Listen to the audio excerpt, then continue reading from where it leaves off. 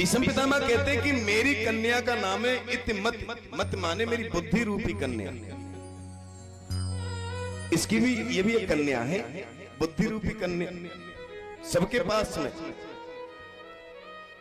बस ये है कि कुंवारी नहीं है किसी के पास में, शादी हो चुकी है, किसी के घर के साथ में शादी हो गई, किसी की और किसी विषय के साथ में शादी हो गई, किसी की खेत के साथ में हो गई। माने संसार के किसी ना किसी विषय में जो उलझी हुई है बुद्धि। ये बुद्धि किसी ना किसी से प्रेम करती है, ये बुद्धि किसी ना किसी संसार के विषय में आसक्त है। ये शादीशुदा है, ये भगवान के किसी मतलब की नहीं है। लेकिन भीष्म पितामह कहते हैं कि मेरी बुद्धि अभी तक किसी में आसक्त न हुई, कभी किसी में नहीं, कुछ नहीं चाहा। ये तो सबसे बड़े फकीर हुए। चाह गई चिंता गई और नसी मनुआ बेपरवाह, जिसको कुछ ना चाहिए सो ही शहंशाह। घर चाहिए न द्वार चाहिए न राज्य चाहिए न पत्नी चाहिए न बच्चे चाहिए, कुछ चाहिए ही नहीं। भीष्म पितामह तो वो निरासक्त और वो संत हुए कि उनके बारे में क्या क्या भगवान ने उनकी बुद्धि के साथ में विवाह किया, उनकी बुद्धि का हरण किया। बोले अब मुझे जाने की आज्ञा दीजिए। अरे ऐसे कैसे चले जाओगे, आपको तो इच्छा मृत्यु का वरदान है, बहुत जियो और भी जियो। अब बोले महाराज कितना भी जी लो, आखिर एक ना एक दिन तो मरना ही है, और इससे अच्छी मृत्यु कभी आ नहीं सकती।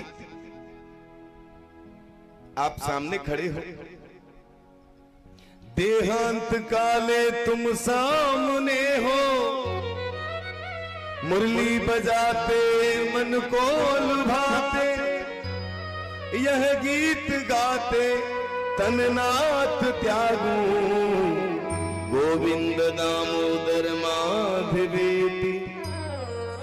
भीष्म पितामह कहते हैं कि मैंने और मन में सोचा था कि जब मेरे प्राण निकले तो केशव का नाम मेरे मुंह पे आ जाए, लेकिन आज पूरे के पूरे केशव ही मेरे सामने आ गया।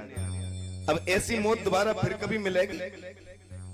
अरे लोगों के मुख में तो मृत्यु के समय नाम भी नहीं आता, बार बार यत्न कराते ने, बार बार मुनि जतन कराही, और अंत राम कहीं आवत नाही। इतनी कथाएं सुनी, इतनी रामायण पढ़ी और इतना सत्संग किया, लेकिन फिर भी हम मरे तो हमारे मुंह में से राम का नाम नहीं निकला। क्या मतलब? और जीवन वास्तव में वही है कि जिसमें मरते समय अंत समय कम से कम परमात्मा के मुख पर नाम हो। इसीलिए भागवत सुनते हैं, इसीलिए रामायण करते।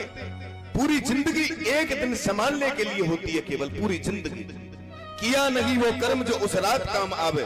जिस दिन हमारी मृत्यु होती है उस दिन हम केवल यही सोचते हैं कि पूरी जिंदगी ऐसे ही लगे रहे, कोई ऐसा काम नहीं कर पाया कि ये रात हमारी सुधर जाती। तो पूरी जिंदगी हमें केवल किस लिए मिली है?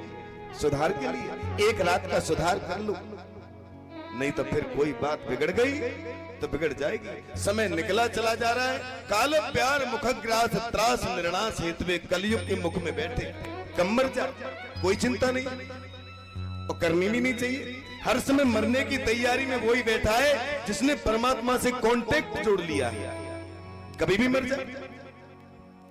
जीवन से मरना भला जो मर जाने को। अरे महाराज, जहां हृदय में पहले से ही राम विराजा है वहां मरने की क्या चिंता? चिंता तो उनको करनी चाहिए जिन्होंने जीवन में एक बार भी प्रभु का नाम नहीं लिया।